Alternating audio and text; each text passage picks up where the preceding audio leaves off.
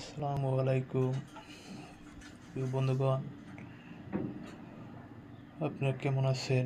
আশা করি সকলেই ভালো আছেন। আপনাদের দোয়ায় আমিও ভালো আছি। তবে আমি একটি কথা আপনাদের মাঝে রেখে দিতে চাই, হয়তো সকলেই কমেন্টে উত্তরটি দিয়ে দিবেন। দেখেন, বর্তমান সমাজে আমরা যারা বাবারা আছি,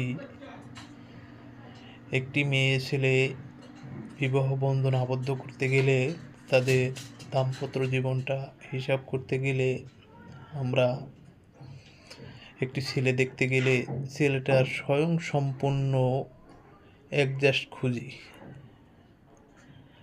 আমি বলবো, কেন ভাই? একটি ছেলে, আমি মনে করি আমার জায়গার থেকে, একটি ছেলের যদি অর্থ সম্পদ কিছু নাও থাকে, তার যদি মা বাবার স্থানটা ঠিক থাকে, তাদের একটা ফ্যামিলির একটা দাম থাকে, সম্মান থাকে, সে যদি গরিবও হয়, তার যদি হাত পাও চারটে থাকে, সে কর্মঠক কিনা, সে কর্ম করে কিনা, আমরা এইটা খুঁজলেই আমি মনে করি যে এটা উত্তম। এখন একটি ছেলের গাড়ি আছে, বাড়ি আছে, কিন্তু ছেলেটার একটি চাকরি নাই, একটি কর্ম নাই, তাহলে এই ছেলেটার কাছে সম্বন্ধ করলে কি ভালো হবে? না যেই ছেলেটা কর্ম আছে, ছেলেটা দরিদ্র হোক গরিব হোক, সে দিন শেষে চারটা ডাল ভাতের ব্যবস্থা করতে পারে, এই ছেলেটা ভালো? তবে প্রশ্নটা আপনাদের মাঝে আমি রেখে গেলাম।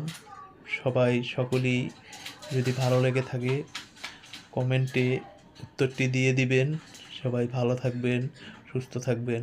আসসালামু আলাইকুম। শুধু বাবাদের জন্য আমি এই মেসেজটা রেখে গেলাম। শুধু বাবারা আমার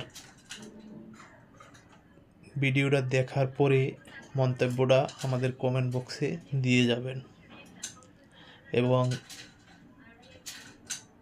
অন্যান্য ভাই ব্রাদার যারা আছেন তারাও মতামত জানিয়ে দিবেন। সবাই ভালো থাকবেন, সুস্থ থাকবেন। আসসালামু আলাইকুম।